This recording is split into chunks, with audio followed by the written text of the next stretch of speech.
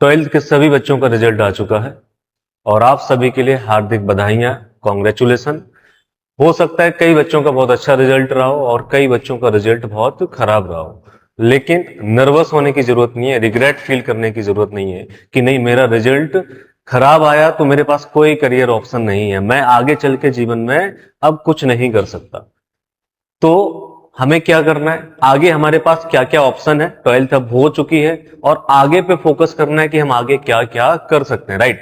सो हम देखते हैं कि कई सारे लोग ये सोचते हैं कि गवर्नमेंट जॉब की तैयारी करें या फिर हम बीटेक करें या फिर मेडिकल फील्ड में जाएं और अलग अलग टाइप से हम तैयारी करें किसी एग्जाम्स को लेके या फिर किसी एक प्रोफेशन को लेके, राइट। सो आपके पास बहुत सारे ऑप्शन है ट्वेल्थ के बाद कि आप क्या क्या कर सकते हो। हम बात कर रहे हैं कि क्या ट्वेल्थ के बाद यूपीएससी की तैयारी आप कर सकते हैं। और कई सारे क्वेश्चन दिमाग में आते हैं बच्चों के कि क्या हम तैयारी को ट्वेल्थ के बाद शुरू करें या फिर ग्रेजुएशन के बाद तैयारी करना शुरू करें। तो दोस्तों आपको बताना चाहेंगे कि सबसे अच्छा टाइम होता है कि आप ट्वेल्थ के टाइम से ही डिसाइड कर लो कि आपको आगे क्या करना है और आपको आगे कैसे करना है। अगर आप ट्वेल्थ स्टैंडर्ड के टाइम पे ये रणनीति बना लेंगे, अपना विजन सेट कर लेंगे, गोल सेट कर लेंगे, तो आप एक अच्छी स्ट्रेटजी के साथ आप अपने फ्यूचर को ब्राइट कर सकते हो, राइट। आप सफल हो सकते हो कम उम्र में।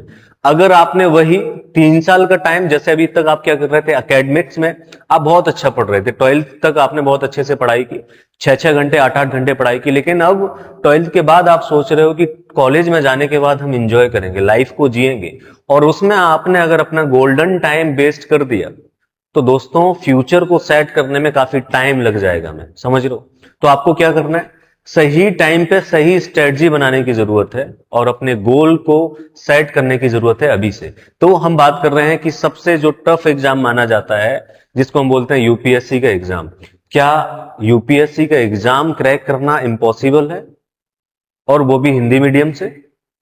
क्या इसमें कई टाइप के मिथ आते हैं कि सूरज के नीचे जितना भी कुछ है वो सब यूपीएससी का एग्जाम पूछता है। तो बहुत सारे लोगों के बीच में मिथ होते हैं कि नहीं ऐसा ऐसा है, इस एग्जाम को क्रैक नहीं कर सकते। कई सारे लोग 5-5 10-10 साल तैयारी कर रहे हैं, उनका एग्जाम क्रैक नहीं हुआ, तो आप कैसे 2 साल या 3 साल में एग्जाम क्रैक करोगे, राइट। तो हम वही बता रहे हैं आपको कि सही टाइम पे अगर आपने अपनी तैयारी शुरू कर दी और सही गाइडेंस और सही स्ट्रेटजी के साथ, तो आप इसको पहले अटेम्प्ट में क्रैक कर सकते हो, राइट। सो हम बात कर रहे हैं कि क्या ट्वेल्थ के बाद आप यूपीएससी की तैयारी स्टार्ट कर सकते हैं, आपके पास चांस है, और इससे आपको क्या बेनिफिट होगा। अगर आप दोस्तों ट्वेल्थ के जस्ट बाद तैयारी शुरू करते हो तो आपके पास प्रॉपर अच्छे से टाइम है कि आपकी ग्रेजुएशन जब तक कंप्लीट होगी तब तक आपका पूरा फाउंडेशन बहुत अच्छे से तैयार हो चुका होगा, आप पेपर देने के लायक बन चुके होंगे, ठीक है। तो हम बात कर रहे हैं कि ट्वेल्थ के बाद अगर आप तैयारी शुरू करते हैं तो ये सबसे सही टाइम होता है और आप इसमें अपना फाउंडेशन स्ट्रांग कर सकते हो। और फाउंडेशन स्ट्रांग करने के लिए हमें जरूरत पड़ती है कि जो हम पहले छोड़ के आए हैं उस एनसीईआरटी को स्ट्रांग करना है। एनसीईआरटी की किताबों को रीडिंग करके हमें अपने फाउंडेशन को बहुत स्ट्रांग करना है और सारे स्टैटिक पोर्शन को फिर मजबूत करने के बाद इसको कॉम्प्रहेंसिव वे में हमें किसी टॉपिक से रिलेट करना है, करंट अफेयर्स के टॉपिक से रिलेट करना है। तो हमें क्या करना है, सही टाइम है ये कि हम अपने फाउंडेशन को स्ट्रांग कर सकते, और फाउंडेशन को स्ट्रांग करने के बाद हम अपने फ्यूचर को ब्राइट कर सकते और एग्जाम को क्रैक कर सकते हैं। तो हम देखेंगे कि हमें किन किन चीजों की जरूरत है। एनसीईआरटी के फाउंडेशन को बहुत मजबूत करना है, आफ्टर देन फिर इन सबको जो स्टैटिक पोर्शन में हमने पढ़ा है उसको हमें क्या करना है, करंट अफेयर्स के मुद्दे से रिलेट करना है, राइट। और उसके बाद फिर हम देखेंगे कि हमें एक्सपर्ट गाइडेंस की जरूरत होती है। अगर आपको सही समय सही गाइडेंस मिलता है तो आप अपना करियर अच्छे से सेट कर सकते हो, राइट। आप अपनी स्ट्रेटजी सही से बना सकते हो, रेडी कर सकते हो। तो फिर हम देखते हैं कि फोकस्ड प्रिपरेशन की जरूरत होती है। हमें अपनी तैयारी को एकदम फोकस करना है, फोकस लेवल पे लेके जाना है कि हमारा फोकस इधर उधर ना भटके। अगर हमने अपना विजन सेट कर लिया, गोल सेट कर लिया कि हाँ यूपीएससी की प्रिपरेशन करना है और मेरा वही एकमात्र गोल है, तो फिर आपको क्या करना है, अपनी सारी स्ट्रेटजी को एक बहुत अच्छे लेवल पे जाके रेडी करना है, ठीक है। फिर हम बात करेंगे कि यूपीएससी क्रैक करने के बाद आपकी लाइफ अचानक से चेंज हो जाती है। जो लोग आपकी सोसाइटी में आपके रेगुलर बेसिस से आपकी बेइज्जती करते रहते हैं, आपको सम्मान नहीं देते हैं, आपके रिलेटिव आपके बारे में बात करते रहते हैं, वो सारी चीजें आपकी अचानक से चेंज हो जाती हैं जब आप एक बार यूपीएससी का एग्जाम क्रैक कर लेते हो तो। ठीक है, तो हम इस पूरी वीडियो में बात करेंगे कि हमारी स्ट्रेटजी क्या होना चाहिए, सही टाइम क्या है कि हम 12th के बाद यूपीएससी की तैयारी करें या फिर ग्रेजुएशन के बाद तैयारी शुरू करें। तो हम उन्हीं सब सारी चीजों की बात कर रहे हैं कि आप देखो इसमें अगर हम यूपीएससी क्रैक करते हैं तो हमारे पास क्या क्या बेनिफिट है। आपको पता है कि यूपीएससी में जो जॉब्स मिलती है वो बहुत ही सम्मानीय जॉब होती है, सम्मानजनक जॉब होती है, जिसमें हम देखेंगे प्रेस्टीज एंड रिस्पेक्टिव जॉब है। तो हमारी सोसाइटी में अगर आप यूपीएससी के थ्रू कोई भी जॉब करते हो, आईपीएस ऑफिसर बनते हो, आईआरएस बनते हो, आईएएस ऑफिसर बनते हो, तो इन सब में कैसी ये हमारी सोसाइटी में रिस्पेक्टेड जॉब मानी जाती है, राइट। आपको सम्मान की नजर से देखा जाएगा, आपको सबसे ज्यादा सम्मान दिया जाएगा अपनी रिश्तेदारी में और अपने पूरे समाज में, राइट। फिर हम देखेंगे कि इसमें आपको वो पावर मिलती है कि आप एक चेंज ला सकते हो, आप बदलाव ला सकते हो, ना सिर्फ समाज में बल्कि आप पूरे क्षेत्र में बदलाव ला सकते हो, व्यक्तियों की सोच में बदलाव ला सकते हो। तो पावर है कि आप किसी की सोच में बदलाव ला सकते हो, राइट। सो हमें क्या करना है, इसमें हम अपने देश के लिए काम करते हैं, ठीक है, work for the nation and bring real impact. जो रियल इंपैक्ट की बात करते हैं कि रियल में चेंज कौन लाता है, पॉलिटिशियंस चेंज लाते हैं या फिर जितने भी एडमिनिस्ट्रेटिव ऑफिसर्स हैं ये चेंज लाते हैं। तो आप अगर यूपीएससी का एग्जाम क्रैक करते हो, राइट, तो आप रियल इंपैक्ट डाल सकते हो अपने देश के ऊपर। फिर उसके बाद देखते हैं कि सिक्योर एंड स्टेबल करियर होता है। इसमें क्या होता है, सिक्योर एंड स्टेबल करियर आपका है कि जॉब सिक्योरिटी बहुत अच्छी होती है, आपको कभी भी ऐसा नहीं कि आपको सस्पेंड कर दिया जाएगा, राइट। आपको सस्पेंड करने की पावर राष्ट्रपति के पास है, समझ रहे हो आप। तो आप में देखो कि जॉब स्टेबिलिटी कितनी ज्यादा है। आज के टाइम पे सबसे बड़ी समस्या हमारे समाज में यह है कि जॉब स्टेबिलिटी नहीं है, ठीक है। तो यूपीएससी का एग्जाम क्रैक कर रहे हो आप, इसमें कोई भी जॉब लेते हो तो आपके पास एक स्टेबल करियर है एंड सिक्योर आपकी जॉब है। फिर देखेंगे इसमें सैलरी की बात करेंगे तो सैलरी बहुत अच्छी मिलती है, अट्रैक्टिव सैलरी है, अलाउंसेस बहुत अच्छे हैं ताकि आप अपने सारे खर्च और सारी सुविधाएं बहुत अच्छे से इनका फायदा ले सकते हो, इनको आप लुफ्त कर सकते हो, ठीक है। उसके बाद फिर हम बात करते हैं कि फास्ट ग्रोथ एंड प्रमोशन। आप देखो कि इनका पूरा हायरार्की क्रम होता है कि आप किस पोस्ट पे सबसे ज्यादा, जैसे सपोज दैट आप यूपीएससी का एग्जाम क्रैक किया और आपको पोस्ट, आपने आईएएस, आपकी रैंक आई है कि आप आईएएस अधिकारी बन सकते हो, तो आपको सबसे पहले आपको पोस्ट किया जाएगा, आपको कहां पे, आपको बनाया जाएगा एसडीएम, फिर एडीएम, फिर डीएम, राइट, फिर ज्वाइंट कमिश्नर और कमिश्नर। तो आप देखो कि आप निचली पोस्ट पे नौकरी प्राप्त की आपने, फिर उसके बाद प्रमोशन, फिर प्रमोशन, प्रमोशन, और प्रमोशन पाते पाते अगर आप सही समय पे, सही एज में अगर आपकी जॉब लग जाती तो आप कैबिनेट सेक्रेटरी बन सकते हो, राइट। और जो कि हमारे पूरे प्रशासनिक अधिकारियों में सर्वोच्च पद है कैबिनेट सेक्रेटरी का, राइट। उसके बाद फिर हम बात करेंगे कि लर्निंग एंड ग्रोथ। आप देखो कि लगातार इसमें डाइवर्स रोल होते हैं हमारे समाज में, हमें ऐसा नहीं कि हमें सिर्फ एक रोल में देखा जा रहा है, हम बहुत सारे रोल को एक साथ अदा करते हैं, तो हमें हमेशा इसमें कुछ चीजें सीखने को मिलती रहती हैं, नई नई चीजें, नए नए चैलेंजेस आते रहते हैं। तो हमारा ये कभी हम बोर नहीं होते हैं कि यूपीएससी की जॉब में हम बोर हो जाए, राइट। सो इसमें क्या है, लर्निंग एंड ग्रोथ के चांस बहुत ज्यादा हैं, डाइवर्स रोल्स हैं और बहुत सारी अपॉर्चुनिटीज आपको मिलती हैं कि आप कैसे अपने जीवन में आगे बढ़ सकते हो, कैसे आप सारी चीजों को इम्पैक्ट डाल सकते हो। और उसके बाद करेंगे work life balance and social status को लेके। तो बैलेंस लाइफ है, आप बहुत अच्छे तरीके से अपना जीवन यापन करते हैं अगर आप यूपीएससी के थ्रू किसी भी पोस्ट पे जाते हैं तो, राइट। हमने ये बात की कि अगर हम यूपीएससी का एग्जाम क्रैक करते हैं तो हमें क्या क्या बेनिफिट है, कि सबसे पहले देखा कि ये बहुत ही सम्मानजनक नौकरी होती है, हमारे पास सोसाइटी को चेंज करने की पावर होती है, हम सोशल जस्टिस को एस्टेब्लिश कर सकते हैं, समाज में जितने भी प्रकार की असमानताएं इनको हम कम करने की पावर रखते हैं, राइट। और जॉब सिक्योरिटी बहुत अच्छी है, स्टेबल नौकरी होती है, अट्रैक्टिव सैलरी होती है, अलाउंसेस बहुत अच्छे मिलते हैं। और उसके अलावा फिर हमने देखा कि इसमें प्रमोशंस और ग्रोथ के बहुत अच्छे चांस होते हैं और डाइवर्स रोल आप एक साथ अदा करते हो। तो ये हमारे बेनिफिट है कि अगर हम अपना यूपीएससी का एग्जाम क्रैक करते हैं तो हमारे पास क्या क्या बेनिफिट है, राइट। उसके बाद फिर हम देखेंगे कि अगर आप यूपीएससी का एग्जाम क्रैक करते हो तो इसका हायरार्की क्रम क्या होता है कि आप, अगर आपकी रैंक बहुत अच्छी आती है तो आप आईएएस में सेलेक्ट हो सकते हो, आपको इंडियन एडमिनिस्ट्रेटिव सर्विस में आपको पोस्ट मिल सकती है, आईपीएस में पोस्ट मिल सकती है, जो इंडियन पुलिस सिस्टम आपका है इंडियन पुलिस सर्विस, इसमें आप एक एएसपी से लेके डीएसपी से लेके आप एसपी, एसएसपी और इसके बाद के जितने भी पद हैं डीजीपी के पद तक आप पहुंच सकते हो, राइट। सो हमने देखा कि आईएएस और आईपीएस में आप जा सकते हो, आईआरएस में जा सकते हो आप, आईएफएस इंडियन फॉरेस्ट सर्विस में जा सकते हो, इंडियन फॉरेन सर्विस में जा सकते हो आप। तो आपके पास बहुत सारी अपॉर्चुनिटीज हैं कि आप जो भी फील्ड आप चुन रहे हैं, जिस भी डिपार्टमेंट में आप जा रहे हैं, उस डिपार्टमेंट में आप जो ग्रुप ए सर्विस उसमें आप डायरेक्ट यूपीएससी के थ्रू जा सकते हो, राइट। फिर हम देखेंगे नेक्स्ट कि इनकी सिलेक्शन प्रोसेस क्या होती है, यूपीएससी की सिलेक्शन प्रोसेस क्या है। तो यूपीएससी के सारे एग्जाम्स 3 स्टेज में कंडक्ट कराए जाते हैं। पहली स्टेज में आता है जिसको हम बोलते हैं प्रीलिम्स, और ये प्रीलिम्स होता है MCQ type question, objective type questions होते हैं जिसमें 2 पेपर होते हैं। पहला पेपर आपका होता है कौन सा, जिसको हम बोलते हैं GS paper, general studies paper 1, और इसमें जो भी जीएस का पोर्शन है, जैसे आपका हिस्ट्री का पोर्शन हो गया, राइट, ज्योग्राफी का पोर्शन हो गया, पॉलिटी एंड इंडियन कॉन्स्टिट्यूशन का पार्ट हो गया, एनवायरमेंट का पार्ट हो गया, साइंस और साइंस टेक का पोर्शन हो गया, आर्ट एंड कल्चर का पोर्शन हो गया। तो ये सारे जीएस के जो पार्ट हैं ये पेपर 1 में पूछे जाते हैं।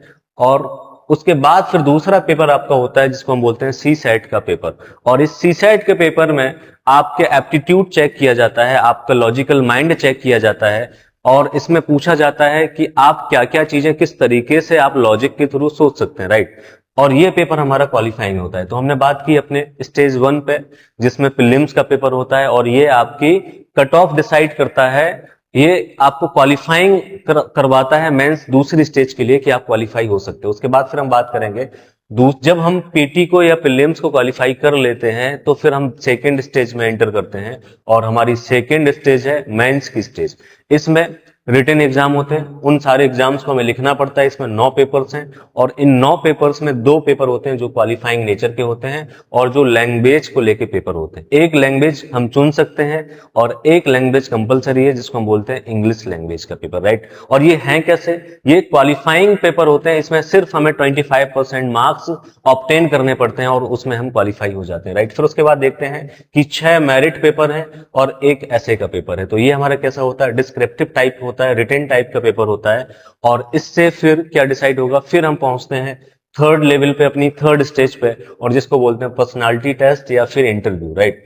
और ये होता है हमारा 275 मार्क्स का, और इसके बाद फिर ओवरऑल मेरिट तय होती है कि आपकी रैंक क्या आई है। तो ये हमारी पूरी सिलेक्शन प्रोसेस थी कि सिलेक्शन प्रोसेस में हमें यह देखना है कि आपकी जर्नी कहां से शुरू होगी, और जर्नी शुरू होने के बाद हमने देखा कि हमारा 3 स्टेज में हम यूपीएससी के पेपर कराते हैं, राइट। इसमें क्या क्या देखा कि पहली स्टेज में हमारा प्रीलिम्स का पेपर है जिसमें हम general studies paper 1 and CSAT का पेपर है, और सीसेट का पेपर हमारा कैसा पेपर है, क्वालिफाइंग पेपर है।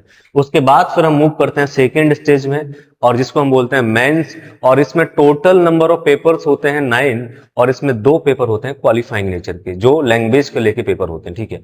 और उसके बाद फिर हमारा है सेकेंड, जिसमें हम बात करते हैं कि हमारे मेरिट जो डिसाइड करते हैं वो ये होते हैं 6 पेपर और एक ऐसे का पेपर। इसके बाद फिर हम आते हैं अपने पर्सनालिटी टेस्ट पे, या इसको बोलते हैं इंटरव्यू, और इसमें हमारा नॉलेज चेक किया जाता है, हमारी कम्युनिकेशन से चेक की जाती है, हमारा मेंटल हेल्थ चेक किया जाता है कि आप किस तरीके से सोच सकते हो वो सारी चीजें। और उसके बाद फिर अपना होता है फाइनल सिलेक्शन, और इसमें देखा जाता है कि बेस्ड ऑन टोटल मार्क्स आपने मेंस और इंटरव्यू में आपने कितने मार्क्स को ऑब्टेन किया है, उसके बेसिस पे आपकी रैंक डिसाइड होती है, राइट। सो इसके बाद फिर जब आपकी रैंक आती है तो उसके बाद आपको डिपार्टमेंट अलॉट होता है कि आप किस डिपार्टमेंट में जा सकते हो, किस सर्विस पे जा सकते हो, और आप अपनी प्रेफरेंस उसके हिसाब से आप तय करते हैं, राइट। तो इसमें देखते हैं allotment to service as per rank and preference. तो अगर आपकी रैंक बहुत अच्छी है तो आपको आईएएस की पोस्ट मिल सकती है, उससे कम रैंक है तो आप आईपीएस में जा सकते हो, और किसी व्यक्ति की रैंक बहुत अच्छी है लेकिन फिर भी उसने अपना प्रेफरेंस आईपीएस पहले भरा है तो उसको आईपीएस पहले मिल जाएगा, राइट। आईआरएस, आईएफएस और ऐसे बहुत सारी चीजें हैं। तो इसमें हम कुछ बात करेंगे कि इस एग्जाम्स के बारे में कि एग्जाम कौन कंडक्ट कराता है। तो एग्जाम कंडक्ट कराता है UPSC, union public service commission. और उसके बाद फिर क्या होता है, ये 1 साल में एक बार पेपर कंडक्ट कराया जाता है, वंस अ ईयर। और एलिजिबिलिटी की बात करें तो आपको एक बैचलर डिग्री चाहिए होती है, आपकी ग्रेजुएशन पूरी होना चाहिए, और एज लिमिट 21 साल से लेके, आप अगर जनरल कैटेगरी से बिलोंग करते हो तो आपको 32 साल तक की उम्र में आप अपना पेपर दे सकते हो, राइट। और सिलेक्शन प्रोसेस हम समझ चुके हैं कि हमारा पहले प्रीलिम्स होगा, उसके बाद फिर हम प्रीलिम्स क्वालिफाई कर लेंगे तो हमारा फिर सेकंड स्टेज शुरू होता है जिसको हम बोलते हैं मेंस, और उसके बाद फिर इंटरव्यू। और इन दोनों इंटरव्यू और मेंस के मार्क्स को मिला के हमारी मेरिट लिस्ट बनती है और रैंक उसके बाद डिसाइड होती है, राइट। फिर हमने ये देखा कि एग्जाम पैटर्न क्या है। तो प्रीलिम्स का हमारा एग्जाम जो है वो ऑब्जेक्टिव टाइप होता है, एमसीक्यू टाइप होता है, और जो हमारा मेंस का होता है वो डिस्क्रिप्टिव टाइप होता है, रिटन एग्जाम होता है। तो हमने अपनी पूरी सिलेक्शन प्रोसेस समझी, हायरार्की क्रम समझा सर्विस का कि हमें, और यूपीएससी के एग्जाम को क्रैक करने से आपको क्या बेनिफिट होगा, वो सारी चीजें समझी। इसके बाद फिर हम देखते हैं नेक्स्ट कि अगर हम इंडियन पुलिस सर्विस में जाते हैं तो सबसे पहले हमारी तैनाती कहां होती है। हम देखेंगे कि हमारी तैनाती होती है डीएसपी की पोस्ट को लेके, और फिर हम बनते हैं एएसपी, और आफ्टर देन उसके बाद फिर एसपी की पोस्ट पे गए, और एसपी की पोस्ट के बाद फिर हम एसएसपी की पोस्ट पे गए, और एसएसपी की पोस्ट के बाद ज्वाइंट। अब फिर इस टाइप से आप देख सकते हो कि हम शुरू में बेसिक लेवल से एक अधिकारी बनते हैं, और बेसिक लेवल के अधिकारी बनते अपने राज्य के जो पुलिस डिपार्टमेंट का हेड है डीजीपी बन सकते हैं आईपीएस बन के, राइट। तो आपके पास क्या क्या अपॉर्चुनिटी है आप सोचो। यूपीएससी के एग्जाम को अगर आप क्रैक करते हो और आप आईपीएस में सेलेक्ट होते हो तो आप कहां से लेके कहां तक बन रहे हो, अपने पुलिस व्यवस्था के, पुलिस सिस्टम के किसी स्टेट के हेड बन सकते हो आप, राइट। उसके बाद हम बात करेंगे कि अगर आप एडमिनिस्ट्रेटिव सर्विस में जाते हो तो आप कहां से आपकी पोस्टिंग होती है। आप एसडीएम में पोस्ट मिलती है आपको, उसके बाद फिर आप एडीएम बनते हो, फिर आप डीएम बनते हो, फिर आप ज्वाइंट कमिश्नर बनते हो, कमिश्नर बनते हो, सेक्रेटरी बनते हो, राइट। तो ये सारी चीजें आप देखोगे कि फिर आप कहां लास्ट में, अगर आपकी उम्र सही है, आप सही टाइम पे अगर यूपीएससी में सेलेक्ट हो जाते तो आपका विजन लास्ट होता है कैबिनेट सेक्रेटरी का पद, राइट। तो हमें क्या बनना है, अगर हम 12th के जस्ट बाद से तैयारी शुरू करते हैं तो हम कैबिनेट सेक्रेटरी के पद तक पहुंच सकते हैं। लेकिन अगर हम ग्रेजुएशन के बाद तैयारी शुरू करते हैं और हम 4 से 5 साल का टाइम ले लेते हैं तो हम कभी कैबिनेट सेक्रेटरी के पद पर नहीं पहुंच सकते, ठीक है। तो ये हमारा क्या है, आईएएस अगर आप इस पोस्ट पे बनते हो, आपकी रैंक आती बहुत अच्छी, तो हम यहां पे जा सकते हैं, और आप सही मायने में आपके पास पावर है प्रोटेक्ट करने की किसी को भी, अगर आप इन पोस्ट में जाते हो, और एक रिस्पेक्टेड जॉब होती है, और आप पूरी सोसाइटी पे रियल इंपैक्ट डाल सकते हो, राइट। क्या कर सकते हो, सोसाइटी पे रियल इंपैक्ट आप डाल सकते हो अगर आप यूपीएससी एग्जाम के थ्रू किसी भी अधिकारी बनते हैं, कोई भी अधिकारी बनते हैं, और ये सारी चीजें आपके पास हैं। फिर आप क्या हो, अपने डिपार्टमेंट के, अपने उस क्षेत्र के, आपके पास आपको लीडरशिप मिली है, आपके पास डिसीजन मेकिंग करके आप सोसाइटी पर रियल इंपैक्ट डाल सकते हो, ओके। फिर हम देखेंगे कि ड्राइव डेवलपमेंट एंड चेंज, आप सोसाइटी में कुछ चेंज ला सकते हो, और ये सारी चीजें आप कर सकते हो। उसके बाद हमने देखा कि आपका क्या नेक्स्ट स्टेप होना चाहिए, कि सही डिसीजन आज और बेहतर फ्यूचर आपका कल साबित हो सकता है। तो आपको डिसीजन लेना है कि 12th के बाद हमें किस एग्जाम को लेके फोकस करना है, किस एग्जाम को लेके हमें अपना विजन तैयार करना है कि हमें यूपीएससी क्रैक करना है, एसएससी क्रैक करना है। तो ऐसे जितने भी स्टूडेंट हैं जो 12th पास आउट करके आए हैं और वो कंफ्यूज हैं अपने गोल को लेके कि नहीं हम यूपीएससी की तैयारी ग्रेजुएशन के बाद करेंगे, तो ये सही समय है कि आप लेट अपना 3 साल का टाइम वेस्ट ना करें। अगर आपको सही मायने में यूपीएससी की तैयारी करना है तो ये सही समय है कि आप 12th के बाद अपनी तैयारी करना शुरू करें, राइट। सो इसमें हम देखेंगे कि आपके क्या क्या स्टेप होने चाहिए। आप अपने सारे ऑप्शन को एक्सप्लोर करो, जितने भी आपके पास ऑप्शन है। अगर आप 12th में हो और आपका इंटरेस्ट किसी और अच्छे फील्ड में है, आप एआई के फील्ड में जाना चाहो तो आप वो भी जा सकते हो, और आप उसके बाद फिर अगर आप टेक्निकल फील्ड के थ्रू आप अगर यूपीएससी की तैयारी करना शुरू चाहें तो वो भी आप कर सकते हो कि आप पहले टेक्निकल डिग्री प्राप्त कर लें और उसके बाद भी आप तैयारी शुरू कर सकते हो, फिर भी आप अपना यूपीएससी का एग्जाम दे सकते हो। और नॉन टेक्निकल फील्ड से हैं आप तब भी आप यूपीएससी का एग्जाम दे सकते हो। तो आप 12th के बाद टेक्निकल डिग्री कर सकते हो, नॉन टेक्निकल डिग्री कर सकते हो, आपके पास दोनों ऑप्शन है, राइट। तो आपके पास अगर आपको तैयारी करना है, किसी का विजन है कि हमें आईएएस अधिकारी बनना है, हमें आईपीएस अधिकारी बनना है, हमें डीएम बनना है, तो तैयारी आपको जस्ट 12th के बाद शुरू करना चाहिए। आपका 12th हो गया है, आपका ये गोल्डन टाइम है कि अब हम क्या करें। और अगर आपने अपने गोल्डन टाइम को फिजूल में खर्च कर दिया, टाइम को गवा दिया, तो फिर आप बहुत लेट हो गए। आपसे कई सारे बच्चे 10th और 12th के बाद से अपनी यूपीएससी के एग्जाम को लेकर तैयारी शुरू कर देते हैं, ठीक है। तो फिर आपको अपना सेट गोल करना है। सबसे पहले आपके पास जितने भी ऑप्शन हैं उन ऑप्शन को आप एक्सप्लोर करो, फिर उसमें से एक गोल को आप सेट कर लो। अपना एक विजन फिक्स कर लो कि नहीं मुझे यूपीएससी का एग्जाम देना है, इसको क्रैक करना है। उसके बाद फिर आपको क्या करना है, फिर आपको एक ऐसी स्ट्रेटजी रेडी करनी है, ऐसी स्ट्रेटजी तैयार करनी है और आपको पूरा प्लान डाइट तैयार करना है कि आप कैसे किसी एग्जाम को क्वालिफाई कर सकते हो। और फिर उसके बाद क्या होना है, आपको कंसिस्टेंट हमेशा अपनी लाइफ में होना है। आप किसी भी एग्जाम की तैयारी करो, किसी भी फील्ड में जाओ, लेकिन कंसिस्टेंसी बहुत ज्यादा जरूरी है, राइट। फिर उसके बाद आप क्या कर सकते हो, जब आप ये सब चीजें हो तो आप अपना गोल, अपना ड्रीम बहुत आसानी से अचीव कर सकते हो अगर आप इस स्ट्रेटजी के साथ आगे बढ़ते हो, राइट। फिर हम देखेंगे कि आपको क्या क्या जरूरत है। अगर आपको यूपीएससी का एग्जाम क्रैक करना है तो सही मायने में आप देखोगे कि आपको बहुत अच्छा एनवायरमेंट की बहुत ज्यादा जरूरत पड़ती है, right. So need the right environment. तो इसके लिए आपको क्या करना पड़ेगा, आपको एक कोचिंग ज्वाइन करनी पड़ेगी जहां पे आपको बहुत अच्छा एनवायरमेंट दे सकते हैं। और ऐसा जरूरी नहीं कि नहीं आप कोचिंग ज्वाइन करो, अगर आपके आसपास कहीं भी बहुत अच्छा माहौल है, आपको ऐसा एटमॉस्फेयर मिल रहा है जहां पे आप अपने करियर को आगे बढ़ा सकते हो, अपनी स्ट्रेटजी को इंप्लीमेंट कर सकते हो, तो आपको कोचिंग ज्वाइन करना जरूरी नहीं है, राइट। लेकिन कोचिंग में होगा क्या, आपको एक ऐसा हेल्दी एनवायरमेंट मिलेगा ताकि आप अपनी तैयारी को और आगे और अच्छे से कर सकें, राइट। सो एक्सपर्ट की गाइडेंस मिलती है, एक स्ट्रक्चर वे में आपका स्टडी प्लान होता है कि पहले आपका कौन सा सब्जेक्ट कवर हो, फिर कौन सा सब्जेक्ट हो, स्टैटिक पोर्शन हो गया, फाउंडेशन बहुत अच्छे से रेडी कराते हैं, उस फाउंडेशन के बेसिस पे हम बहुत सारे टॉपिक को रिलेट कराते हैं और पूरी तैयारी कॉम्प्रहेंसिव वे में होती है, राइट। सो क्या होगा, रेगुलर टेस्ट होंगे आपके, एक रेगुलर स्टडी प्लान होगा और ये सब चीजों के द्वारा आप क्या करोगे, आप अपने एग्जाम की तैयारी को बहुत अच्छा कर सकते हो, राइट। फिर हम बात करेंगे कि आप अगर ललितपुर या बुंदेलखंड क्षेत्र से हैं तो हम आपको वो सब एटमॉस्फेयर, एक हेल्दी एनवायरनमेंट प्रोवाइड करा रहे हैं कि आप अपनी तैयारी को और बूस्ट कर सकते हैं। हमारे साथ आप अपना फाउंडेशन स्ट्रांग कर सकते हैं, ठीक है। हमारे यहाँ पे क्या है, बहुत एक्सपर्ट गाइडेंस हम आपको प्रोवाइड कराएंगे, तो आप अपनी तैयारी शुरू कर सकते हैं हमारे संकल्प आईएएस एकेडमी की तरफ से हमारे साथ जुड़कर। और संकल्प आईएएस हम एक फाउंडेशन बैच लेके आए हैं, जिस बैच का नाम है हमारा निर्माण बैच। और इस निर्माण बैच में हम क्या कर रहे हैं, एक बच्चों का फाउंडेशन रेडी कर रहे हैं ताकि वो किसी भी एग्जाम को क्रैक कर सकते हैं, सिविल सर्विस के एग्जाम्स में आसानी से बैठ सकते हैं, उसको क्रैक कर सकते हैं, राइट। सो इसमें एक्सपर्ट फैकल्टी टीम है हमारे साथ पूरी, और हम एक स्ट्रेटेजिक अप्रोच लेके चलते हैं कि हमें कैसे कम टाइम में बहुत अच्छा रिजल्ट देना है, ठीक है। और उसके बाद फिर हम कॉम्प्रहेंसिव वे में सारे स्टडी मटेरियल को कवरेज देते हैं, कवरेज कराते हैं, उसका पूरा पूरा प्लान तैयार करते हैं और कैसे हमें क्या क्या करना है, राइट। और 1-to-1 मेंटर से प्रोवाइड कराते हैं बच्चों के लिए। तो आप संकल्प आईएएस एकेडमी के साथ जुड़ सकते हैं जहां हम आपका एक बहुत अच्छा फाउंडेशन रेडी करा सकते हैं।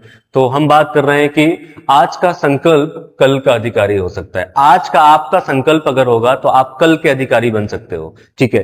तो ये सारी चीजें थी हमारी तैयारी में कि हमें क्या क्या करना है, कैसे कैसे करना है। और हम आपके क्षेत्र ललितपुर और बुंदेलखंड के क्षेत्र में जहां पे शिक्षा को लेके बहुत बैकवर्डनेस है, अवेयरनेस नहीं है, उस क्षेत्र में एक ऐसा इंफ्रा और एक ऐसी टीम लेके आए हैं ताकि हम अपने बुंदेलखंड के क्षेत्र को शिक्षा के क्षेत्र में बहुत आगे ले जा सकें, राइट। सो आप सभी का बहुत बहुत धन्यवाद। आप जुड़ सकते हैं और फिर ऐसे लोग जिनका 12th में बहुत अच्छा रिजल्ट आया उनके लिए बहुत बहुत शुभकामनाएं, और जिनका रिजल्ट अच्छा नहीं आया उनके लिए सही रणनीति हम उनके साथ बैठकर 1-to-1 मेंटर से प्रोवाइड करके उनको बहुत आगे ले जा सकते हैं, राइट। तो बहुत बहुत धन्यवाद। जय हिंद साथियों, नमस्कार।